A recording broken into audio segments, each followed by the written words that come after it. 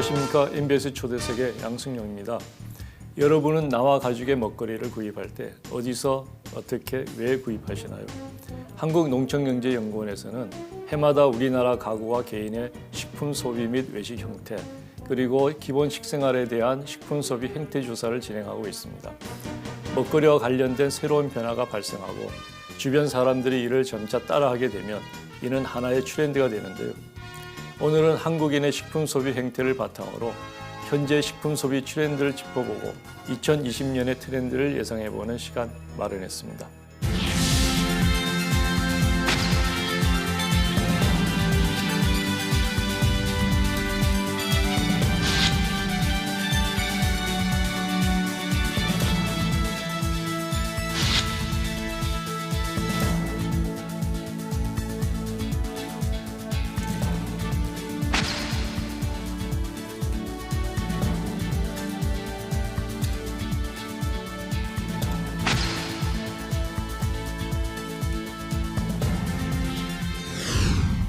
오늘 스튜디오에는 최근 소비자들의 식품 소비 행태를 조사 연구한 한국농촌경제연구원의 김상효 박사 자리해 주셨습니다. 오늘 나와주셔서 고맙습니다. 네, 안녕하세요. 자, 우선 식품 소비 행태는 한국농촌경제연구원에서 해마다 진행하고 있는 조사죠. 이것이 어떤 목적으로 어떻게 이루어지고 있는지 먼저 소개를 좀 부탁드리겠습니다. 한국농촌경제연구원에서는 식품소비 행태조사를 2013년부터 저희 연구원 자체 연구 과제로서 수행을 하고 있습니다. 매년 하는 조사이고요. 소비자들의 식품소비 행태에 대해서 관련된 정보를 대표성 있게 생산한다는 목표로 수행을 하고 있습니다. 네. 전국적으로 대표성 있는 표본을 추출하기 위해서 통계 전문가와 함께 협업을 하고 있고요. 2019년도에는 약 3,300가구, 성인 기준으로는 6,200여 명, 그리고 청소년 기준으로는 600명을 대상으로 조사를 실시하였습니다. 예, 그렇군요. 벌써 이제 8년째 이어지는 연구라면은 어떤 특정한 한 해의 소비자들의 식품 소비 행태를 알아보는 것도 있지만 연도별로 그 변한 추세를 알아보는 것도 중요한 의미가 있겠네요. 소비자들의 2013년도부터 어떻게 소비 행태가 변하고 있는지에 대한 것은 뭐 정부나 학계나 연구계에서 굉장히 관심이 굉장히 큽니다. 네. 저희 조사에서는 가급적이면 패널 조사로 할 수 있었으면 이런 소비 트렌드를 관찰하는데 더욱 좋았을 텐데 네. 패널 조사를 할 경우에는 예산이 많이 소요가 됩니다. 그렇기 때문에 패널 조사로 진행하진 못했지만 준 패널 형식으로 해서 가급적이면 전년도하고 동일 응답자 비중을 최대한 확보한다는 목표를 가지고 조사를 시행하고 있습니다. 이 그 조사에 소비자가 있을 텐데요. 조사 연구에 누구를 위해서 어떤 목적을 하는지 좀 구체적으로 얘기해 주시죠. 네, 식품 소비 행태 조사는 소비자들에 대한 소비 행태, 즉 농산물, 식품을 포함하는 이 모든 이 농식품에 대한 소비 행태를 생산하는 것이기 때문에 이 정보의 수요자는 크게 두 가지의 수요자가 있다고 보시면 될 것 같습니다. 첫 번째는 농업계, 산업계, 그리고 유통업계로 대변되는 생산자 그룹이고요.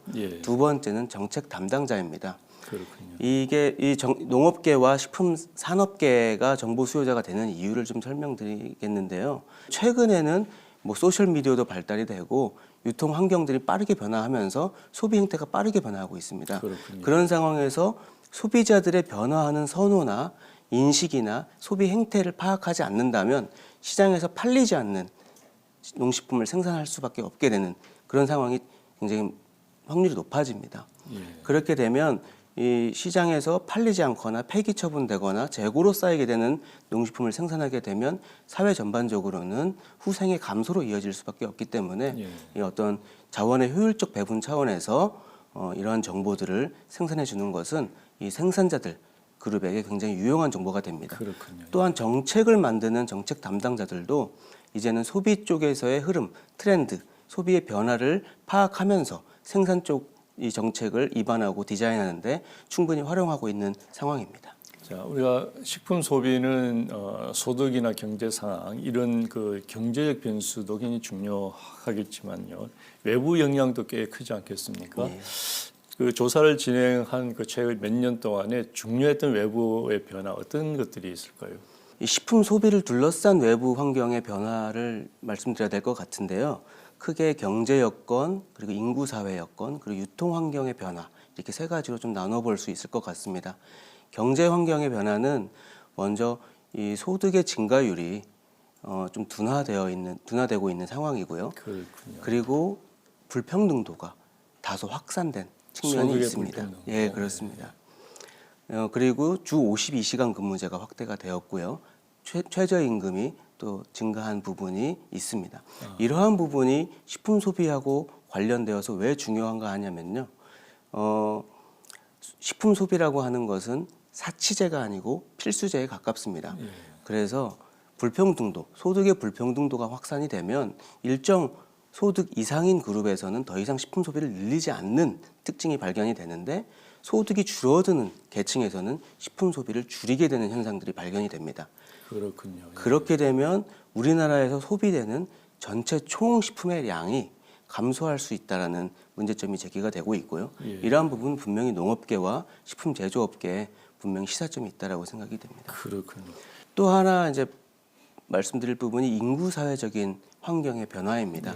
인구 사회적인 환경 변화에서 가장 중요한 것은 고령화와 1인 가구화.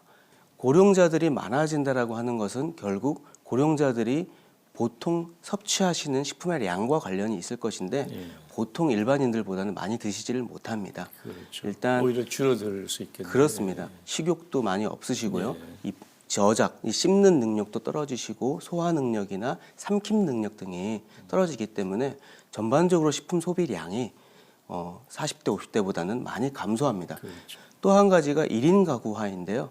1인 가구화는 고령화와 굉장히 맞물려 있는 부분이 있습니다. 1인 가구들의 대부분이 고령자들로 구성되어 있는 경우가 많고요. 그렇기 때문에 홀로 사시는 분들이 많고 식사를 그냥 때우시는 혹은 거르시는 분들이 많아지는 상황이 있기 때문에 식품 소비 총량과도 관련이 있다고 생각이 됩니다. 식품 소비를 둘러싼 유통 환경의 변화도 굉장히 큰 변화라고 볼 수 있습니다. 그래서 스마트폰을 활용해서 다양한 식품을 주문할 수 있게 된 것. 그래서 온라인에서 식품 소비가 굉장히 빠르게 확산되고 있는 부분이 가장 큰 유통 환경의 변화라고 볼 수 있고요.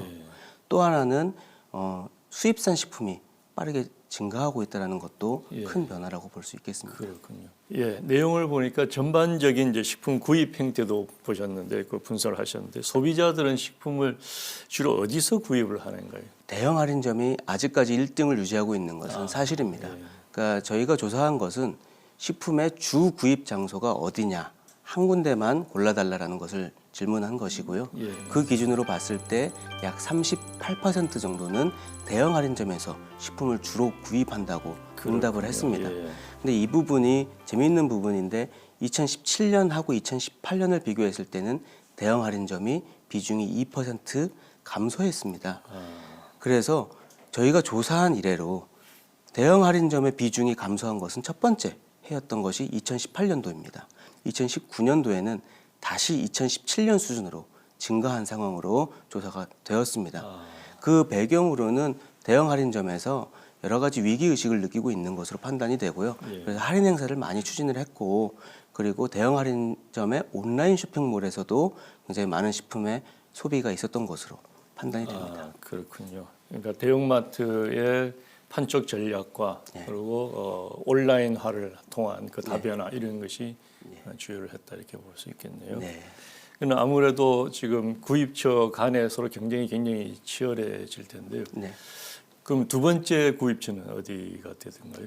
동네에 있는 중소형 슈퍼마켓이 아직까지는 계속해서 2위를 차지하고 있습니다. 그렇군요. 그런데 이 비중이 계속해서 감소를 하고 있고요.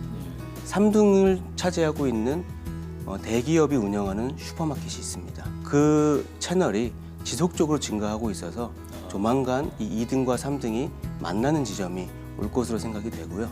4등을 차지하는 것이 재래시장입니다. 그런데 재래시장의 경우에는 지속적으로 그 비중이 감소하고 있어서 이 부분은 굉장히 특징적인 부분이라고 생각이 됩니다. 정부에서는 재래시장을 활성화시키기 위해서 많은 노력을 했는데 그 효과가 그렇게 두드러지지는 않는다 이렇게 볼 수 있겠네요. 재래시장이 이제 감소하고 있는 여러 가지 배경들이 있을 텐데 온라인에서 식품을 구입하는 비중이 증가하는 부분도 있을 것이고요. 로컬 푸드 마켓이 굉장히 많이 생겼습니다. 정부에서도 이것을 굉장히 중점을 두어 추진을 하고 있는 분야이기 때문에 예. 로컬 푸드 마켓의 증가도 재래시장의 어떤 쇠퇴와 연결이 있지 않나 예. 생각이 됩니다. 자, 대형 할인점을 이용할 때는 이제 매일 장을 보는 그런 형태가 아니고 일정한 시간에 이제 많은 양을 구입하는 이런 형태를 보일 텐데 그 구입 주기, 구입량 이런 것에 대한 조사도 있었습니까? 구입 주기에 대한 부분은 식품소비 행태조사에서 굉장히 중요한 질문입니다. 식품류별로 구입 주기를 물어보고 있고요.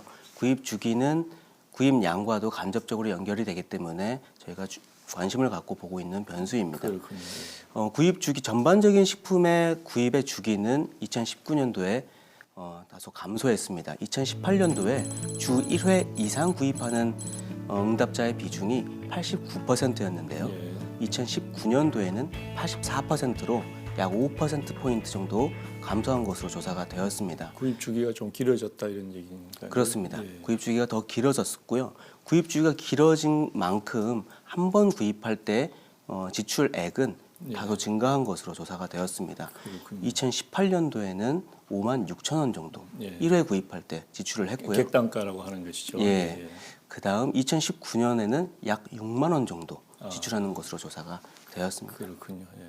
아마 농식품 이제 관계자들이나 그 정책 담당자들한테 가장 궁금한 얘기가 될 수 있는데 식품 이제 소비를 결정하는 요인이 아까 얘기했던 뭐 경제적인 요인도 있을 것이고 또는 그 유통업태의 변화 뭐 이런 것도 있을 텐데 그 식품이 가지고 있는 이제 그 자체적인 특성, 식품 특성에 대한 요인도 있지 않겠습니까? 네.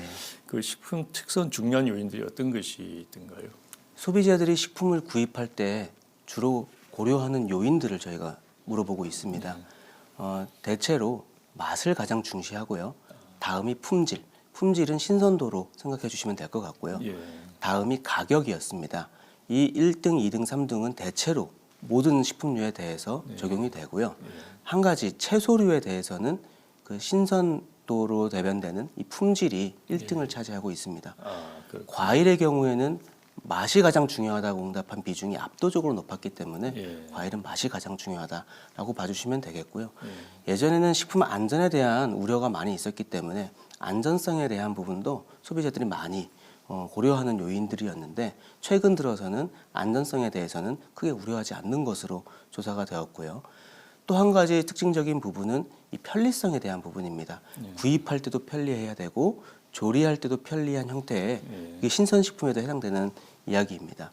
이 편리성에 대한 부분이 아직 그 비중이 작기는 하지만 지속적으로 증가하고 있기 때문에 이 농업계나 식품산업계에서는 이 편리성에 대한 부분은 참고할 부분이 있다고 생각이 됩니다. 저는 또 개인적으로 이 항목이 굉장히 흥미가 있었는데 국내산 농식품에 대한 그 어떤 추가 지불 의향 이런 것도 조사가 됐는데 그 이제 우리가 소위 얘기하는 국산 프리미엄이지 않겠습니까? 예. 그런 거 어떻게 조사가 됐는가요? 네, 소비자들에게 수입 식품 대비해서 수입 식품을 100이라고 한다면 국산 식품에 얼마를 낼 의향이 있는지에 대해서 조사를 했습니다. 저희가 이번에 조사해 보니까 이 수입산에 대해서 국산에 대한 프리미엄은 약 9%에서 13% 정도 추가적으로 지불할 의향이 있는 것으로 조사가 되었고요. 또 일반 국산하고 유기농 국산에 대해서는 13에서 16% 정도는 추가적으로 지불할 의향이 있다라고 응답을 하였습니다. 그런데 이 지점에서 흥미로운 부분은 이러한 추가 지불 의향의 퍼센티지가 감소하고 있다는 점입니다. 이 부분은 국산에 대한 교수님 말씀하신 국산 프리미엄이 감소하고 있다. 오히려 수입산에 대한 거부감이 조금씩 사라지고 있다라고 볼 수도 있겠고요. 최근에 WTO 개도국 지위를 포기하면서 앞으로 수입산 농산물이 많이 시장으로 들어올 것으로 예상이 되는 상황에서 이 부분은 농업계와 정책 담당자들이 관심을 갖고 봐야 될 부분이라고 생각합니다. 우려할 만한 그런 사안이 될 수 있겠습니다. 그렇습니다. 예.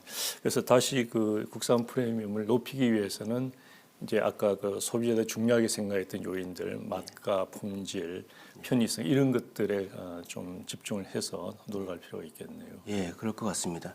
또 최근에 우리가 식품 소비하는 행태를 보면은 친환경 농산물 또 동물 복지 상품에 대한 그런 소비도 많이 늘고 있는데 그 조사 결과는 어떻던가요? 친환경 식품의 구입 주기에 대해서 저희가 조사를 하고 있고요. 친환경 식품을 구입한다면 왜 구입하는지 그 이유를 물어보고 있고, 구입하지 않는다면 왜 구입하지 않는지에 대한 이유를 물어보고 있습니다. 구입 주기를 살펴보면 2015년도에는 월 1회 이상 구입한다라는 응답 비중이 22% 정도 됐는데요. 2019년에는 40%까지 올라가서요. 친환경 식품에 대한 구입 경험은 굉장히 빠르게 증가하고 있는 것으로 보입니다. 2017년도만 제외하고는 계속해서 증가 추세라고 보시면 될 것 같습니다. 친환경 식품 중에서는 주로 어떤 것을 소비자들이 관심을 가지고 구입을 하는가요? 네, 아무래도 친환경 농산물이 많이 시장에 있는 제품들을 소비할 수밖에 없는 상황일 것이고요. 그렇다 보니까 채소류에 대해서 가장 친환경 식품을 소비한다는 응답 비중이 높았고요. 다음으로 계란, 과일류, 곡류 순으로 높은 것으로 조사가 됐습니다. 역시 채소에 대한 여러 가지 우려, 식품 안전의 우려가 있기 때문에 그렇게 볼 수 있네요. 그런데 축산물의 경우 달걀과 우유는 아직도 그런 그 규모가 크지 않다 이렇게 볼 수 있는데, 그 친환경 그 제품을 구입하는 이유 또는 반대로 구입하지 않는다는 그 이유도 조사가 됐는가요? 친환경 식품을 구입하는 이유도 조사가 됐습니다. 친환경 식품은 기본적으로 환경에 친화적인 식품으로 정의가 되기 때문에 기본적으로는 환경 때문에 소비한다는 응답이 많을 것으로 생각할 수 있지만, 대부분 소비자들은 안전이나 건강 때문에 친환경 식품을 구매한다라고 응답을 하였고요. 환경 보호를 위해서 응답한다는 응답 비중은 약 10% 수준에 불과합니다. 그런데 특징적인 부분은 이 환경 보호 때문에 친환경 식품을 구입한다는 응답 비중이 전년부터 계속해서 증가하고 있다는 점이고요. 이러한 부분에서 분명히 우리나라에서도 어떤 가치적 소비, 윤리적 소비에 대한 부분은 느리지만 확대되고 있는 부분으로 생각이 됩니다.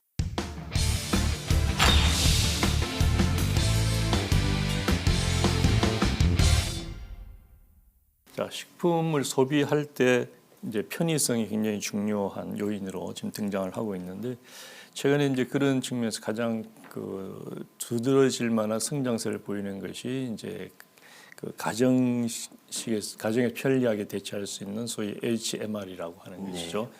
가정식 대체 식품. 그것에 대한 소비 행태는 뭐 어떤 특이한 사항이 있던가요? HMR이 보통 가정 간편식으로 저희가 보고 있는데요. 가정 간편식이 사실은 어떤 식품의 한 종류라고 보기도 어려워질 정도로 굉장히 빠르게 시장이 확대됐습니다.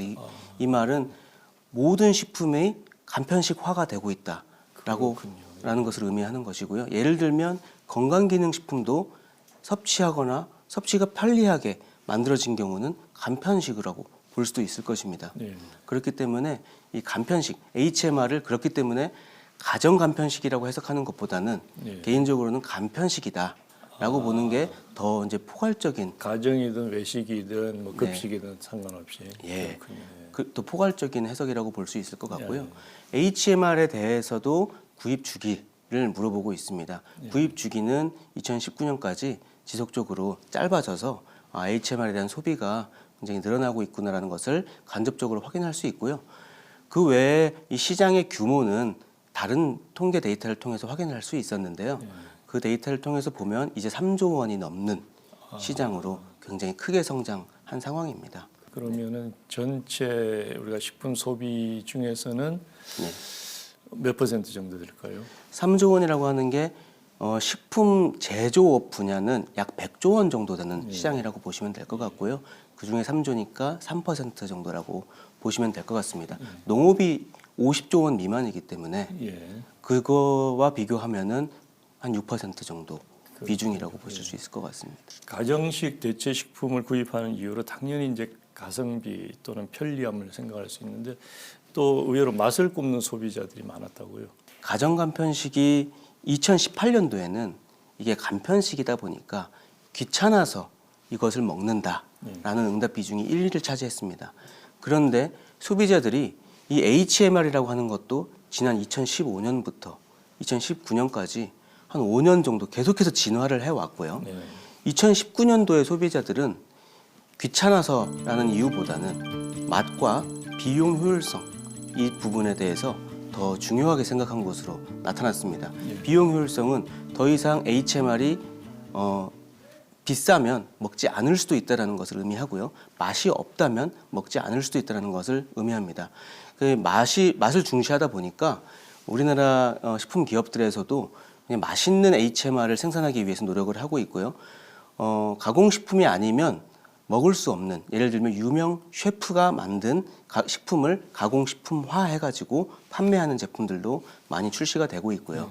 그런 상황입니다. 즉석 식품이라고 하는 것이 이제 굉장히 빨리 증가를 하는데 식품도 이제 인터넷으로 구입하는 경우가 많기 때문에 이제 그렇지 않겠습니까? 온라인 식품 시장도 굉장히 성장 중에 있는 것이겠죠. 예, 온라인 식품도 구입 빈도를 저희가 물어보고 있습니다. 온라인에서 식품을 구입한 경험이 있다라고 응답한 비중은 2019년도에 45%, 약 절반 정도가 온라인에서 식품을 구입한 경험이 있다라고 응답을 한 것으로 나타났습니다. 이들 중에서 모바일, 그러니까 컴퓨터를 통하지 않고 모바일 핸드폰을 가지고 구입한다라는 응답 비중은 74%로요. 이게 2016년부터 지속적으로 확대되고 있는 상황입니다. 이제는 앉아서 누워서 아이들을 재워놓고 주부들이 누워서 핸드폰으로 식품을 구입하는 이런 현상들이 엄지족이라고도 하는데 이러한 식품의 쇼핑 행태가 많이 확산되고 있는 상황입니다. 그렇군요. 온라인 거래를 인터넷과 모바일로 구분을 하고 하는 이유는 그 인터넷보다는 모바일이 훨씬 더 그 접근성, 좀 즉시성이 높기 때문에 그렇다. 맞습니다. 이 부분은 소비자들이 그 부분을 선호하기 때문에 유통업체나 식품업체들에서 모바일 쪽을 빠르게 개발한 것으로 판단이 됩니다. 절반에 가까운 소비자들이 온라인으로 식품을 구매하는 그런 이제 세상인데요. 전체 식품 구입 비중에서는 어떻게 되는 거예요? 구입 비중에서는 차지하는 비중이 어느 정도 되는 거예요? 온라인에서 식품을 구입했다라고 응답한 소비자들만 떼어서 분석을 해보니까 전체 식품 중에서 온라인에서 얼만큼 구입했느냐를 물어봤습니다. 약 20% 정도는 온라인에서 식품을 구입하는 것으로 조사가 되어서요. 온라인으로 식품을 구입하지 않는 그룹이 있고요. 구입하는 그룹만 물어본 것이기 때문에 해석상 주의할 필요는 있습니다. 그렇군요. 전체적으로 보면은 그보다는 좀 작은 그보다는 많이 낮을 것으로 생각이 되고 있습니다. 약 10조 원 정도 규모가 온라인에서 거래가 된다. 식품은 그렇게 보고 있습니다. 그러나 이 비중이 점점 늘어나는 그런 추세로 볼 수 있겠죠. 그럴 것으로 생각이 되고요. 이 분석은 2019년도 한 해만 저희가 분석을 해본 거기 때문에 2018년도도 분석을 해볼 수 있습니다. 그런데 이번 2019년도만 분석을 해봤지만 이제까지 조사를 수행해본 결과 이건 분명히 증가하고 있는 영역으로 판단할 수 있을 것 같고요. 온라인에서 식품을 많이 주로 구입하는 식품류는 예전에는 이 무게가 무거운 이 물이라든지 혹은 쌀이라든지 이런 부분들을 많이 구입을 했는데 최근 들어서는 과일이나 채소들도 많이 구입하는 것으로 나타나서 신선식품으로도 온라인 구입이 확대되고 있기 때문에 이러한 비중은 앞으로 더 증가될 것으로 생각이 됩니다. 그전에는 온라인 거래가 그 그러니까 농산물이 가지고 있는 물류의 어려움, 뭐 그런 것 때문에 이게 잘 안 될 것이다 이런 예상이 있었는데 최근에는 우리가 뭐 총알 택배, 뭐 이런 로켓 배송 뭐 이런 것이 있듯이 그런 물류는 더 이상 제약 조건이 안 되겠네요. 네, 그럴 것으로 보고 있습니다. 이 유통의 시스템이 새벽 배송도 있고요, 당일 배송, 총알 배송, 로켓 배송, 다양한 빠른 배송의 시스템이 구축이 되어 있기 때문에 신선 제품을 더 이상 온라인 주문하지 못하라는 법이 없어진 상황이라고 생각을 하고 있고요. 그런 어떤 배송 시스템이 어떤 고도화되면서 온라인 식품 구입이 증가하는 것은 굉장히 중요한 연결고리라고 생각이 됩니다. 그렇군요. 자, 지난해 정말 큰 이슈가 있었는데 그 일본 제품을 불매하는 그런 운동 이것도 그 우리 식품에 좀 영향을 많이 미쳤을 것 같습니다. 거기 관련된 조사도 있었습니까?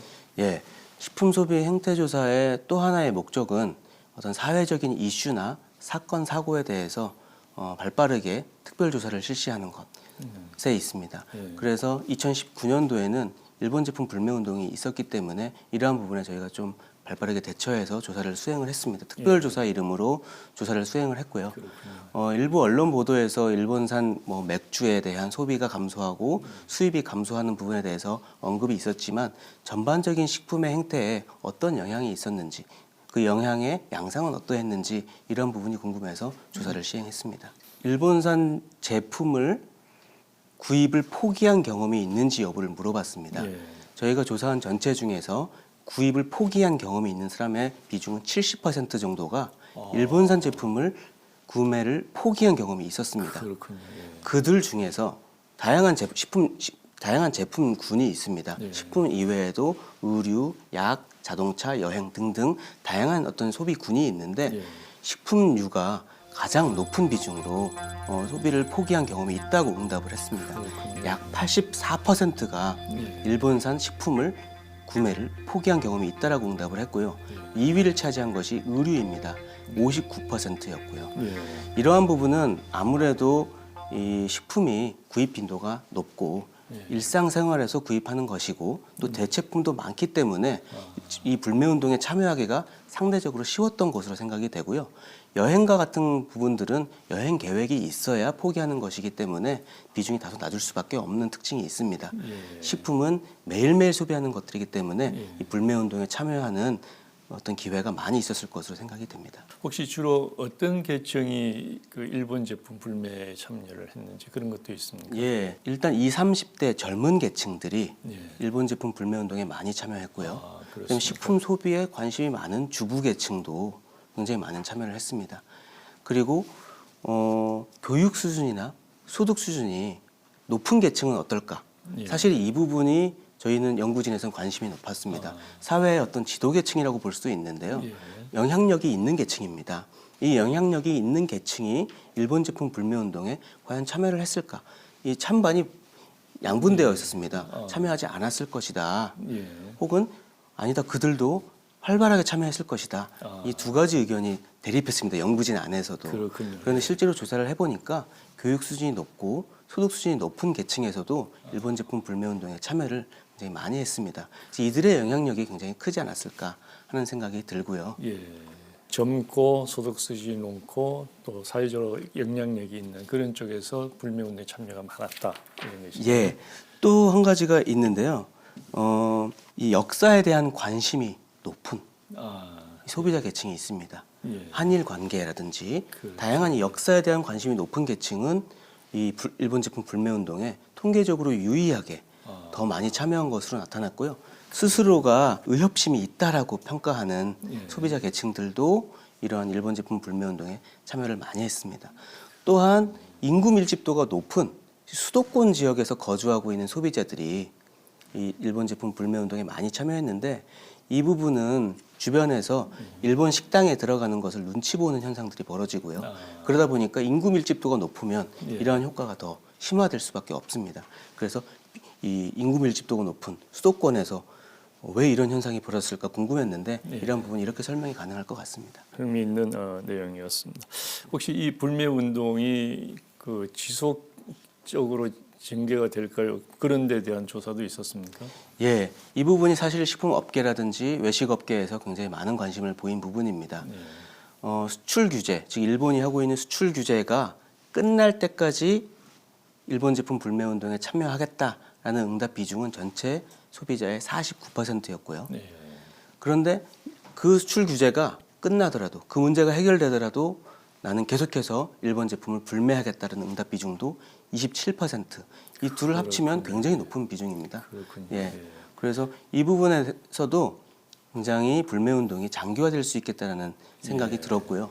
그다음에 구체적인 기간을 한번 물어봤습니다. 얼마나 지속할 것이냐에 대해서 물어봤는데 1에서 3년 사이라고 응답한 응답 비중은 34%였고요. 3년 이상 지속될 것이라는 응답 비중도 26%였습니다. 이 둘을 합치면 이상이네요. 그렇습니다.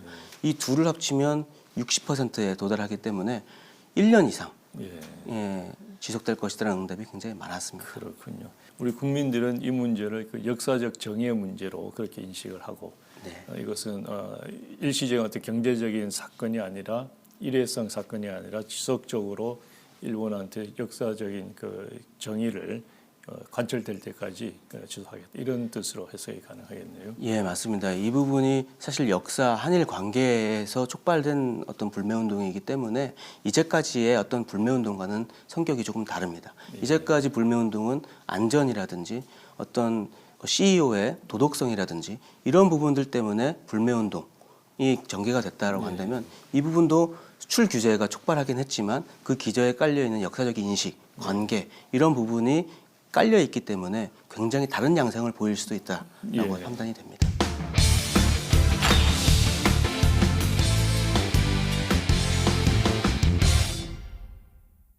자, 소비 트렌드의 변화를 보니까요. 이제 그 과일 채소에 비해서 이제 즉석 식품 소비가 늘어나는 뭐 이런 현상. 국민 건강 측면에서는 어떻습니까? 좀 우려할 만한 것으로 볼 수 있는가요? 어떤가요? 일단 분명한 것은 과일 채소는 건강한 식품이다라는 것이 공감대가 되어 있는 부분이고요. 가공식품에 대해서는 이것이 덜 건강하다라고 하는 부분은 아직 연구가 활발하게 되어 있는 부분은 아닌 것 같습니다. 그럼에도 불구하고 우리나라뿐만 아니라 OECD 주요국에서는 과일과 채소의 소비를 늘리기 위한 여러 가지 운동을 전개하고 있습니다. 원물 형태의. 예, 원물 형태. 그렇군요. 근데 이것이 혹시 이제 식품 구입도의 차이 뭐 이런 것에 대해서 취약계층 소득이 낮은 이런 취약계층에 대한 어떤 정책적인 의미 뭐 이런 것도 있을까요? 저희 식품소비 행태조사의 결과에 의하면 소득 수준이 낮은 계층, 소득 수준이 낮은 가구는 전반적으로 식품 구입의 주기가 굉장히 깁니다. 그리고 지출액도 낮고요.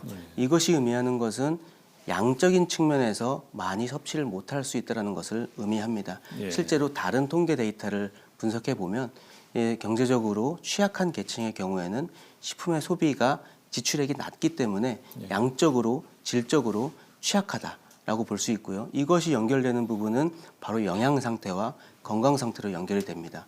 건강이 나빠지면 취약계층 본인들에게는 삶의 질이 저하되는 아주 직결되는 부분이 되겠고요. 그렇죠. 국가 입장에서는 의료 비용이 증가할 수 있는 어떤 사회적 비용이 증가할 수 있는 부분이기 때문에 국가가 굉장히 관심을 가져야 되는 부분으로 생각이 됩니다.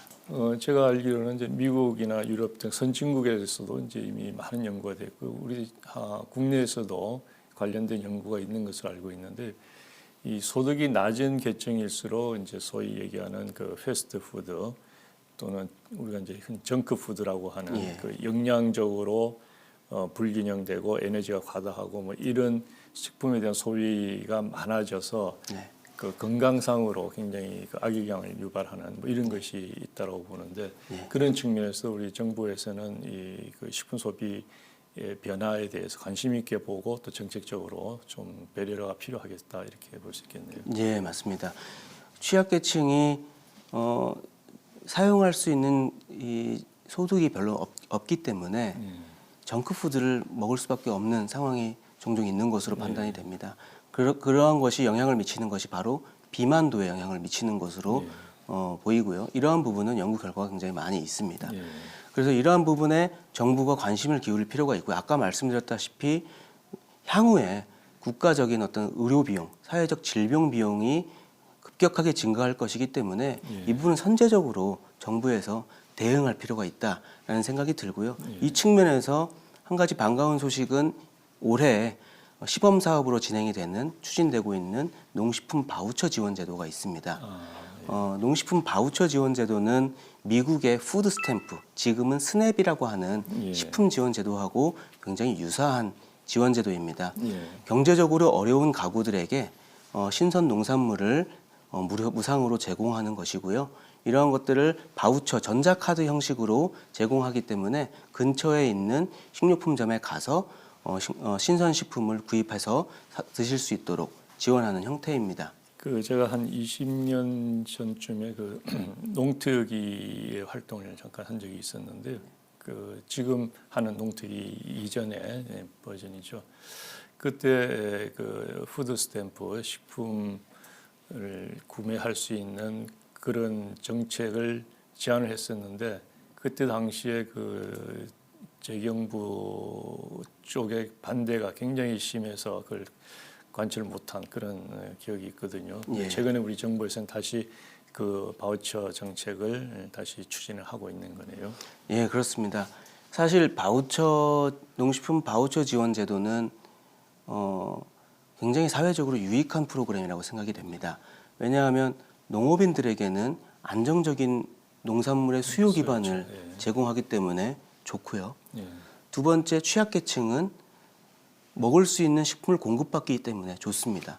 다만 세금을 내는 일반 국민의 관점, 그리고 이 모든 국가 예산을 운용하는 관점에 있어서는 다소간의 우려가 있는 것으로 판단이 되고요. 그렇지만 아까 말씀드렸던 것처럼 발생할 것으로 예상이 되는 사회적인 질병 비용이라든지 의료 비용, 이것은 국가에 굉장히 큰 버든이 될 것으로 생각이 됩니다. 예. 그렇기 때문에 국가에서도 어떤 이 부분에 대해서 복지라고 생각하기보다는 선제적인 대응이라고 생각한다면 굉장히 필요한 사업이라고 볼 수 있겠고요. 올해 35억 원의 시범사업 예산이 배정이 되었습니다. 예. 그래서 국가에서 더 많은 관심을 기울여줄 필요성이 있다고 생각이 됩니다. 예, 다행이라고 생각을 합니다. 관련해서 제가 알기로 이제 작년에 그 본격적으로 이제 도입된 정책이라고 알고 있는데 농식품부에서 한 정책 중 가장 잘한 정책이라고 저는 개인적으로 평가를 하고 싶은데 학교 학생들한테 과일 간식을 제공하는 그런 정책이거든요. 네. 이것은 특히 자라나는 우리 그 학생들한테 영양적으로 좋은 그런 상품, 농산물, 식품을 공급할 뿐만 아니라 국산 식품에 대한 수요도 지속적으로 강화 확대시킬 수 있는 그런 차원에서 굉장히 좋은 정책이라고 보거든요. 예. 과일 간식 지원 사업도 농식품부에서 추진하고 있는 저도 굉장히 중요한 사업이라고 생각을 하고 있습니다. 과일 채소 섭취를 늘리는 것이 전 세계적으로 장려되고 있는 정책입니다. 예. 우리나라 소비자들도 과일 채소가 권장량만큼 먹는 비중이 많지가 않습니다. 과일 채소 1일 권장량만큼 먹는 비중은 3분의 1 정도밖에 되지 않아서 예. OECD 주요 국가에 비해서도 낮은 상황입니다. 그런 상황에서 과일 채소를 건강을 위해서 섭취를 늘리게 하는 다양한 정책이 필요할 것으로 생각이 되고요. 과일 간식 사업이 특히 효과적인 이유는 초등학생 대상으로 하기 때문입니다. 어려서부터 과일을 섭취하는 습관을 들인다면 향후 자라나면서 지속적으로 과일에 대한 선호가 있을 것이고 과일에 대한 안정적인 수요를 확보하는 것뿐만 아니라 그 기본적인 건강 측면에서도 유익한 프로그램이라고 생각이 되고요. 이 부분에 대해서도 지금은 돌봄 교실 1, 2학년 학생들만 대상으로 진행을 하고 있는데요. 작년까지 제 딸들이 초등학교 1학년, 2학년 돌봄 교실 이용을 했습니다. 그래서 과일 간식을 실제로 먹었고요. 아이들이 굉장히 긍정적으로 평가했고 맛있다라고 해서 굉장히 저는 긍정적으로 보고 있습니다. 근데 이것들이 2학년 돌봄 교실에서 끝나는 것이 아니라 전 학년으로 확대되고 중고등학교까지도 확대되고 굉장히 좀 많이 확대되면 좋겠다라는 생각이 있습니다. 그렇군요. 꼭 그렇게 되기를 바랍니다. 자, 우리 이제 식품 소비 트렌드를 조사 연구하신 게 한 7, 8년 되셨는데 그것을 통해서 2020년의 트렌드도 좀 예측을 해볼 수 있지 않겠습니까? 어떤 것들을 우리가 주목을 할 수 있을까요? 네, 2020년 식품 소비 트렌드는 먼저 소비자의 중심이다라고 보시면 될 것 같습니다. 소비자에 의한, 소비자를 위한 다양한 농식품들이 계속해서 등장해 갈 것이다라는 것인데요. 기본적으로 소비자들이 자신들이 원하는 제품, 자신들이 좋아하는 제품들을 자신들만의 온라인 공간, SNS 공간상에 올리는 경우가 굉장히 많이 있습니다. 식품 기업들은 이러한 정보들을 빅데이터로 해서 취합해서 분석해서 실제 소비자들이 원하는 것들을 만들어내고 있는 상황입니다. 모디슈머라고 하는 단어가 있습니다.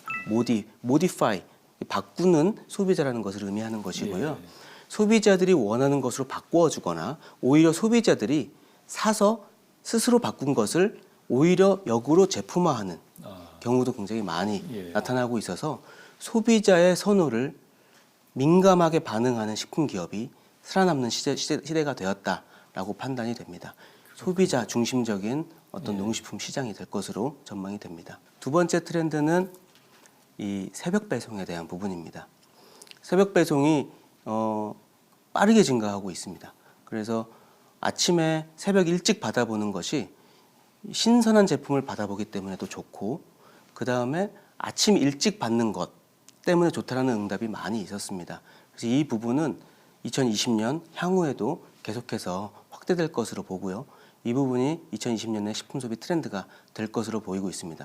이 부분에서 한 가지 주의할 점은 이 새벽에 배송을 하다 보니까 배달원의 안전이라든지 배달받는 가구의 안전, 이런 부분에 대한 정책적인 어떤 이슈가 있고요.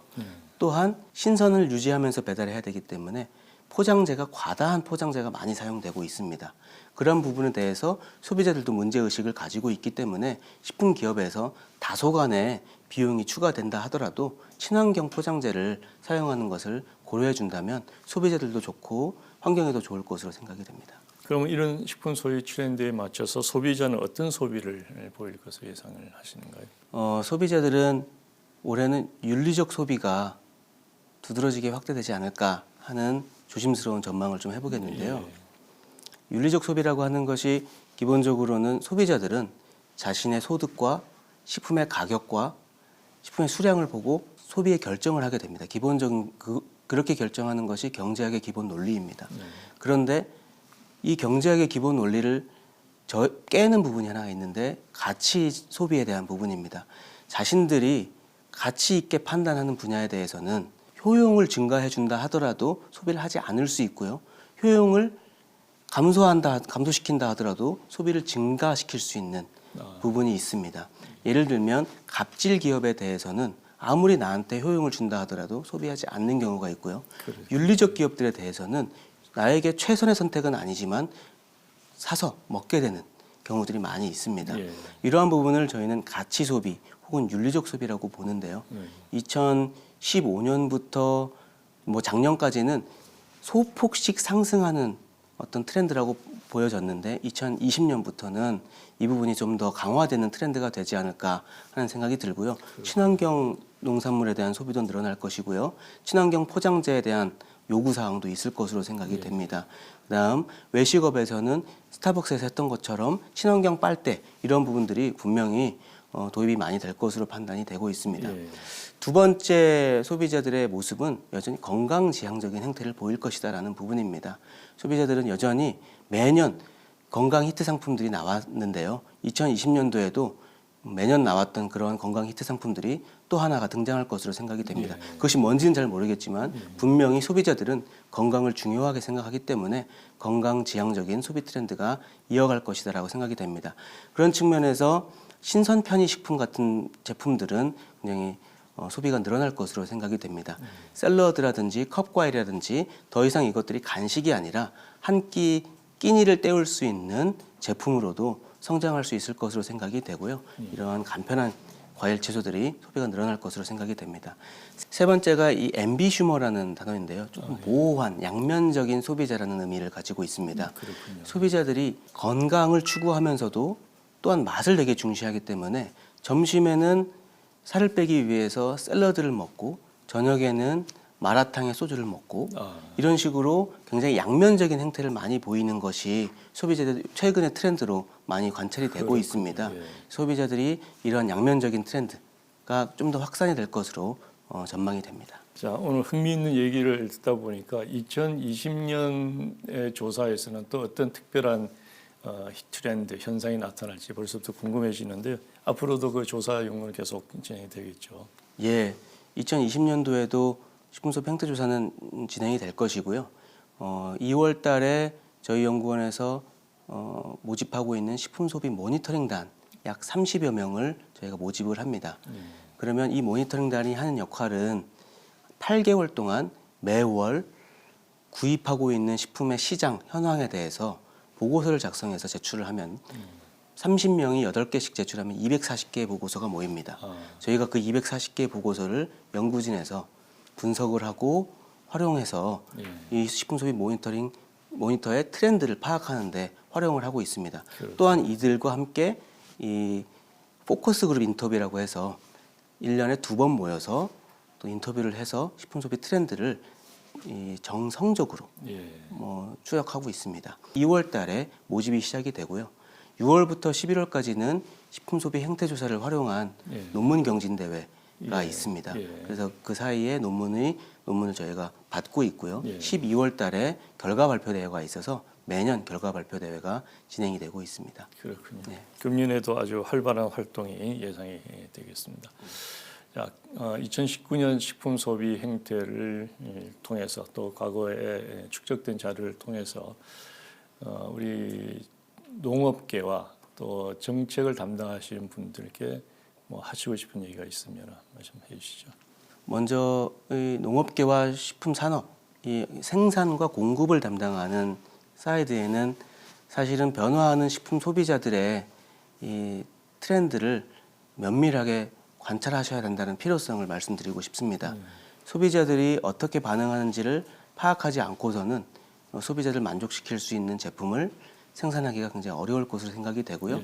소비자들이 원치 않는 농산물과 식품을 생산해서 그것들이 소비되지 않는다면 굉장히 사회적인 낭비가 될 수 있고 그 노력도 결실을 맺지 못하는 생산의 노력이 결실을 맺지 못하는 상황이 벌어질 수밖에 없을 것입니다. 이런 측면에서 어떤 사회적인 자원을 효과적으로 분배하고 배분한다는 측면에서는 식품의 소비 트렌드를 좀 면밀히 추적 관찰하시는 것이 필요할 것이라고 생각이 되고요. 정책을 담당한 쪽에는 사실 이 선진국형 농정에 대한 부탁을 좀 드리고 싶습니다. 사실은 생산자에 대한 지원이 굉장히 중요합니다. 생산자에 대한 지원뿐만 아니라 이제는 소비자들에 대한 지원도 필요한 때라고 생각이 됩니다. 소비자들을 지원한다면 안정적인 농산물의 수요처를 확보하는 것이 되기 때문에 이것은 농업에 장기적으로 굉장히 중요한 밑거름이 될 것으로 생각이 되기 때문에 소비자들, 특히 취약한 소비자들 대상으로 하는 다양한 정책들을 개발해 주시면 좋겠다라는 생각이 들고요. 최근 들어서 이러한 취약계층 대상으로 하는 프로그램들이 많이 개발이 됐습니다. 아까 말씀드린 농식품 바우처, 교수님 말씀하신 과일 간식 사업, 또 이제는 친환경 농산물 임산부를 대상으로 하는 꾸러미 지원 사업도 있습니다.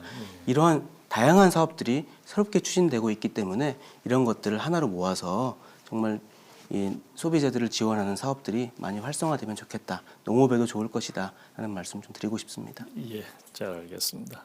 오늘 재미있는 얘기를 듣다 보니까 시간이 어느새 다 지났네요. 금년에도 좋은 연구를 많이 해주시길 바랍니다. 예, 오늘 알겠습니다. 나와주셔서 고맙습니다. 예, 감사합니다. 식품의 소비에는 경제 상황과 인구 변화와 같은 환경적 요인부터 세대별 문화, 가치의 추구까지 많은 요소가 숨겨져 있습니다. 우리 사회가 빠르게 변화하고 있는 지금 한국인의 식품 소비에 대한 조사와 분석을 통해 새로운 소비 트렌드를 읽고 미래를 예측하는 것은 관련 업계와 산업의 경쟁력을 높이는 데 도움이 될 텐데요. 한 걸음 더 나아가 이러한 연구 내용들이 국민들의 역량과 건강한 식생활을 위한 정책으로 이어지길 기대해 봅니다. 함께해 주신 여러분 고맙습니다.